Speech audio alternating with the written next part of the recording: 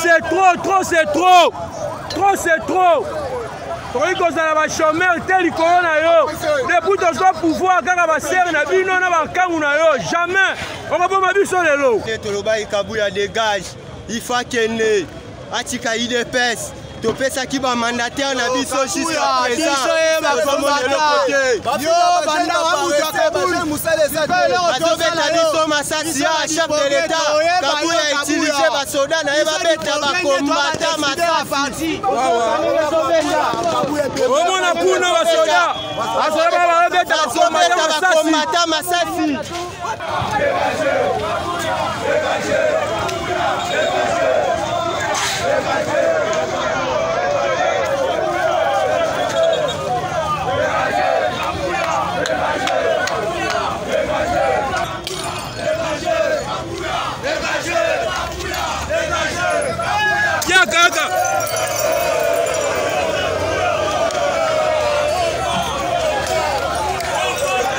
Toujours le Léon Souka, Kabuya Longwa.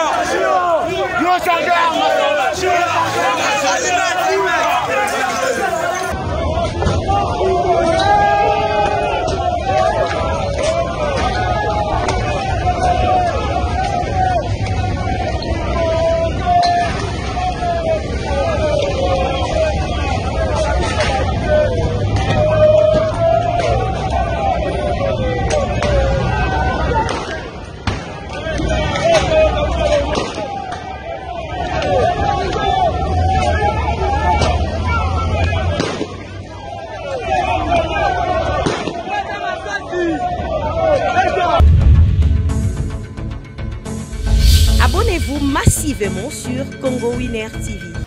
Bonjour, nos fidèles, tout ya Congo Winner Télévision. Tikanza Bapambola Bino Soki. Toza toujours elongo na bino soki toza boza grâce na bino na confiance topé na fidélité bozala kana toujours na Congo Winner Télévision. Merci na bino, moi votre humble serviteur Adida Lumumba, autrement dit l'homme à la taille Eskakande Tolobaka. Merci na ba abonné na biso tout ya Congo Winner Télévision. Bozo continuer toujours ko s'abonner toujours na Congo Winner Télévision. Tikanza Bapambola Bino. Toza on a pe to ko servir bino toujours na ba bloko nyoso bolinga rapé to ko servir bino toujours ba posa na bino. Bote bonjour Nayo Balobi Mama Sarah Kabundi la Créopatre Balobi moi ça les Kingolo na Mwindo moi ça les Kingolo na Musielu. Pourquoi pas Balobi Fabrice Kabunji, donc Fabrice Kabunji Bambote Nao depuis France Tikanzamba Bombayo place aux alliés malgré aux autres la gito côté donc Adida Lumumba alobaki côté côté à Koloba kaka toujours na Congo Winner Télévision. Pourquoi pas Balobi Maman Clara Itoko depuis Londres, je te salue aussi. Bah, gros bisous Nayo partout là où tu es. Donc, quand on bomba bino, continue toujours ko bomba bino, on continue ko ça là. Il y a minene na vie na bino. Pourquoi pas Balobi Ninel Okemba, pourquoi pas Irsil Nim, pourquoi pas mon amour que j'aime beaucoup Balobi. Moi Sali Bala Balobi Rifatin Jumba, je te salue. Mère à petit, maman na bango. On est là toujours, toujours continuer. Ko sala makambuka ndenge sala marakaka. Donc Adida Lumumba amekaki un peu ko kitana 10e mairie au balobi que là où siège ya IDPS place ezalaki. Là où place siège à IDPS ezali désordre salami ba combattant IDPS balobi karata Kabunda il faut akende Jean-Marc Kabunda il faut akende Kabuya il faut akende parce que ndenge zawana ba banomaki ba mandateur donc Kabuya pe ayena ba oyaye donc et ça lui un peu dégâts pe désordre kuna ba combattant balobi pourquoi kaka bango bazo souffrir bazo sala ebele na IDPS mais bazo bénéficier nango te Jean-Marc Kabuya ye azwaka kaka yaye basi na ye atika ataka bango wana basalaka na bamakangu na ye pe na famille na ye mais bango banda babanda bitumba na IDPS tilelo bazo bunda kaka donc guerre eza koleka parce que bazo vivre bien te bazo koka ko foutre la bana minerval te bazo koka ko vivre te pourquoi kaka IDPS ba Jean-Marc bango bazo na pouvoir balingi ko tsaka ba oya bango basi na bango ba makangu na bango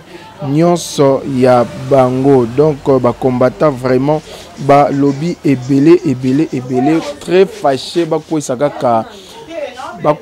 ka siège à IDPS balobi trop c'est trop il part donc en réalité biloko ekoki kosala malisusu te na bakonza mboka na biso to meka un peu kosunga peuple congolais parce que moment où tozo kende o eza moment ya mabe tozo mona bitumba ezozeka na est tisco bitumba ezosi la tête tomoni ba infiltré ndenge ba koti na ba armée na biso toujours batilika raté quelque soit na obozo recruter wana tomona ki lelo bazalaki plus ou moins 1000 soldats mais ba recruter qu'à 20 soldats 200 soldats pardon. Pourquoi 800 nyon sobaki les bandes ba pesi ba on devoir ba lo ba lendi ba misu ba lo ba rendi misu ba zolo ba marque ba ko comprendre que ba rwandais bazalaki toujours na armée na biso c'est pas que ba rwandais mutu bazana armée na biso peut-être na ba obozo quoi infiltrer o ba infiltrer disons comment je peux dire ba baza ba infiltrer par rapport il y a recrutement il y a ba soldats na biso mais c'est les bons côtés même il y a tana na présidence ba infiltré bazali même à Tao wapi partout ba infiltré bazali ba rwandais ndé mutu baza concerté même ce boki ata ba côté ya ba mama lukwana to yebi déjà que côté ya maluku côté ya ba Brazzaville wana Kagame mutu asomba yango mais lelo tozomona idée ni Kagame asomba yango kuna bozomona te ke mboka na biso ezokende beaucoup plus na bapaya. Moi j'ai suivi papa na biso to benga ekoko papa na biso Israël Mutombo a expliqué biso balobi ko pona koza la père de mère awa na Congo na biso on remarqué que Musée Laurent Desire Kabila le père azalaki de père et de mère na bokonza umelete asali 3 ans ayeko kufa totali kasavubu yepe azalaki de père et de mère ce kotali na ba président o azalaki que nationalité douteuse toujours barumelaka Mobutu azalaki nationalité douteuse vous voyez abeti 32 ans na pouvoir ezalaki na prompté même Kabila de fils Joseph yepe azalaki nationalité douteuse abeti 18 ans sans problème mais ce vous remarquez ba président o bazoya par rapport à la nationalité na bango de père et de mère barumelaka te kara na pouvoir bomonaki Kasavubu. Il a fait 5 ans si je ne me trompe pas ou 3 ans à Roumelete à Tikibokonzakei. Même qui encore Musée Laurent Desire Kabila a bêti 3 ans à Tiki parce qu'il a une nationalité normale de père et de mère. Mais ce toye l'issue et pas y a Fachi Béton. Azal l'issue menacé parce que Bisognos Tobi Fachi Béton de père et de mère. Pourquoi Minele Bazoluka Bakou Sambo Kanabiso? Pourquoi Bazoluka toujours Konombo Kanabiso ba infiltré Karaba Konzarabiso? Donc Tozo Bate Tozo Kende Wapi. Donc sans plus tarder, na Rolobananga Belete Boyoka na 10e mairie na siège ya IDPS Boyoka ndenge ba combattant basiliki ba ko isaka siège ya IDPS de deux balobi Kabuya il faut atika akende. Et là on y sali pour Kabuya atika kende ngana bino tozala kité bango moko ba combattant balobi ba vérité pourquoi Kabuya akende ngana bino on se retrouve après ceci.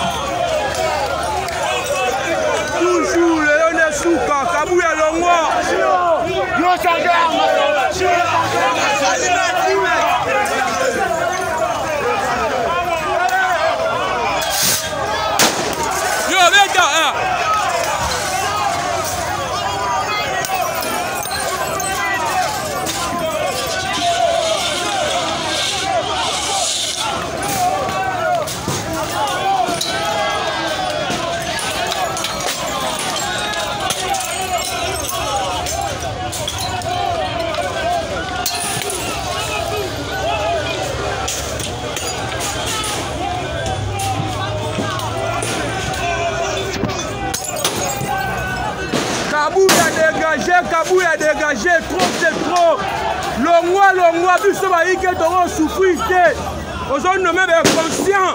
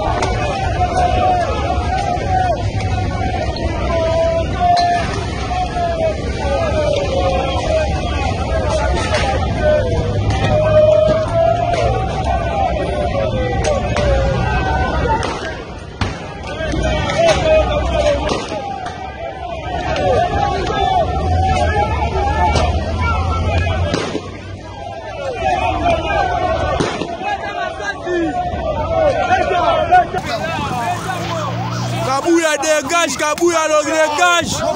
Kabouya dégage. Kabouya Kene, Kabouya Kene. Trop c'est trop, trop c'est trop. Trop c'est trop. Tokoki kozala ba chômeur tel corona yo. Depuis to so pouvoir kaka ba serre na bino na ba kangu na yo. Jamais. On va pas biso lelo.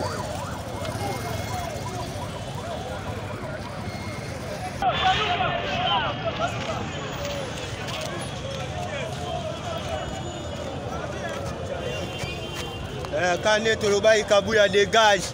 Il faut qu'il Atika IDPS. Topesa qui va mandataire na biso jusqu'à présent. Yo banda wa Kabouya Azobeta biso masasi ya chef de l'État. Kabouya utilisé ba soda na eba beta ba combattant masasi. Omona kuna ba soda. Azoba ba beta ba combattant masasi.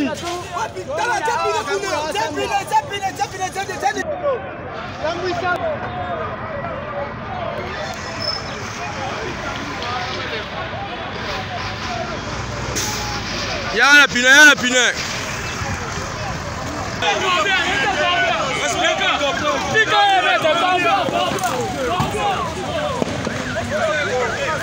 Kabouya dégage, c'est trop, dégage.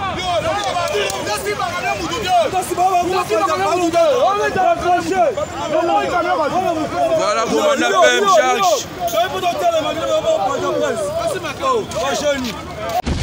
Merci, j'espère que tu Kolanda Nganabino Elongo, élément Oyo Bautu Kotela Biso, na Congo Winner Télévision. J'espère que Boyo qui va combattre Ndenge Balobi. Balobi Kabouya, Ndenga Zawana, normalement Bautu est nommé mandataire Msusu. Mais comment que Kabouya yé, il faut attaquer Kaka Bassi na yé, attaquer Kaka Bandeko na yé. Entre ta peuple congolais peut bazo souffrir. Entre ta ba combattre ya IDPS. Babundi peut trop par rapport à Mboka na biso. Mais pourquoi kaka bango bazwa kamisala te? Pourquoi bango basala te? Pourquoi bango basala le côté? Entre ngana bino to ebité. Ezala te ke o adida lumumba mutaloba ki o tete. Ba combattant mutu balobi, il faut Kabouya kende. Tozo ebate mboko tozo ke na ngo wapi? Tozo ke na mboko wapi? To uti ko landela so information ka ba infiltrer ba bimili suskuna et pas ya nani? Et pas Yemoko, président de la République. Comment que c'est secret où il y a boîte, autocollant bango élément en boîte, ils ont qui cachette mais et bimi les bandes. Tout le monde il y a sécurité, protocole, photographe, bango nyon so va saisir bango. Comment que président a mis bapaya et loko ils ont qui secret et bimi les bandes. Pour nous faire comprendre bino que mboka oyo ba infiltrer ba lekebele.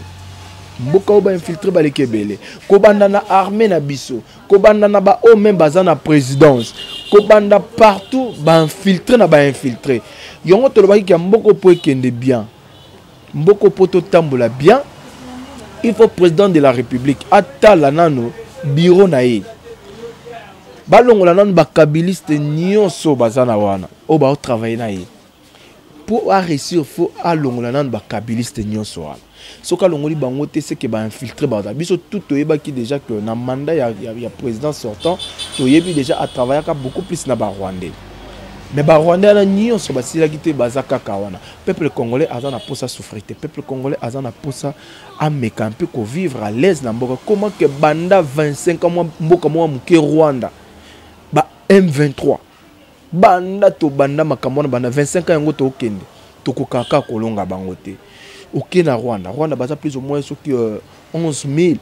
Mais biso ensuite combien tozali? Moi mboka na muke tozo koka yangote. Moi ni moko avion de chasse ka kika muke. Et puis c'est bango panique, ba M23 ba panzani. Bazo senga dialogue par rapport à nini. Fatika ndongo une décision pas de dialogue, tozala peka pas de dialogue. Otie. Parce que bino bozo le ba dialogue. Nathan au bango ba bomi ba congolais boyebiti lelo nombre ya nombre de personnes au ba kufa na Rwanda on a plus ou moins 11 000 personnes mais bango balandela ngo bazula ngo mbongo mais nombre de personnes au ba congolais ba kufa ti lelo to ba suite na ngote nyonso na tolobani to kolobani na nyonso wana bozo mona ngote que peuple congolais de mutazo sila Fati essaie un peu de revoir na bateau baza na présidence. Parce que bakosim biso touche moko oyebité 2023 yango élection faisala. To mona ki Martin Fayulu azongaki o ba pexi bato ba yamba Martin Fayulu. Martin Fayulu yo bomisi bato belé meti lelo. To ba raté loko na yo zalaka wapi? Ozaka na sima peuple to zaka na sima ya mbongo na yo. Ozo betali c'était likambo ya 23 millions soki ba député fallait bazwa mais yo mo posa na kati ozwa mbongo wana. Mais yo mo mena no ebisa biso salaire na yo te. Mais comment Kabila Bolimbo manipuler le peuple congolais Tibo? Bolimbo mimabiso Tiwapi. Quand le peuple congolais a fongoli miso, peuple congolais a sous qui s'engité. Peuple congolais a le but trop c'est trop. Mieux vaut biso tout bima, bobo mabiso nyonso parce que mboko na biso to vivre en la liberté. Tozo vivre sous la liberté, t'es comme son vrai que minele ndem de bakomi ko konza biso. Non. 900 soldats au baye wana soki na bate soki tolobanine banda bakenda na est babomi ata mutu te ata nzinza pambo babomi te eloko nini bazo sala eloko mo ba sala les ate mais po balongo na mboka na bango ba ya mbongo ebimi contrat sonde to yamba bapaya ba oyaka na est carrément bitumbezo yaka lisusu makasi. Allez-y comprendre quand même. Bitumbezo ya kalisu makas par rapport que comme son insécurité zokotara lisusu na mboka na biso. Sécurité zokotara toujours na est. Toujours kende wapi. Pourquoi pas biso moko ba soldat na biso farde se ba bunda bitumbana na est. C'est-à-dire que toyebara eloroni to linga to sala. To lukeloroni to linga to sala. Parce que to leki on a 18 ans ya souffrance. Na Kabila. Et le Kabila tikil ka ba jeune le kuluna ekomi to kuluna mati pourquoi? Jeune union c'est pas na vie na ekomi ka Paris foot. C'est Paris foot c'était kuluna. Na 18 ans union so Kabila tikil biso héritage ezaka Paris foot. Le lozo mona mutaki abeti Paris foot ye moko do makaniseza esuta komo talaka papier kaka macho yo numéro ebomi pona mutakomi biloba loba pona nini? Bêtise la bêtise. Ba jeune ba réfléchir sur ce. Na koki ko sala nini pour lelo mboka nanga to famille nanga to foyer nanga za la bien. Otali jeune face à jeune azoloba na makambo sala na elongi na age nezo bala na te. Age za na se melongi komi de ba koko. Pona ni biloko bazo meleleki makasi. Biloko bazo meleleki makasi. Otali jeune aza kuluna te melongi ye moko et c'est identifié déjà kaza kuluna yo moko bandimbango. Ça ke ba simba yo. Pourquoi mboka to ko vivre bongo te. To zo vivre lokola banyama te. Mais non, Fati Beto, il faut oye belo ni nozo sala. Peuple congolais lingio mais longola na no bato nyonso ba travailler pembe na yo, mais kana no kutana no ba jeune ba o batangi ba silisi ba sali eloko ko sali ate ba ya kawana mais quand même ba travailler. Bo trop continuité. Merci na yom tozuli baku ya kolanda, bo continuer toujours ko s'abonner na Congo Winner Télévision nzamba ko sunga biso. Pourquoi pas balobi Mama Saraka Bunji donc je te sali ba gros bisous na yo balobi la Créopatre balobi moi c'est le kingola na mwindo moi c'est le kingola mtselo. Pourquoi pas balobi Sarah balobi Mama Clara Ituku depuis Londres. Bambote la bino babi ba fidèle tout ya Congo Winner Télévision to pe ba fidèle tout ba OP ya Dida Lumumba to continuer ko s'abonner na chaîne biso et ko sala bien nzamba ko sunga biso tozo continuer musana biso to kolembate tozana bino elongo tika nzamba bomba bino abatela bino soki azongete to kozala kana bino bye.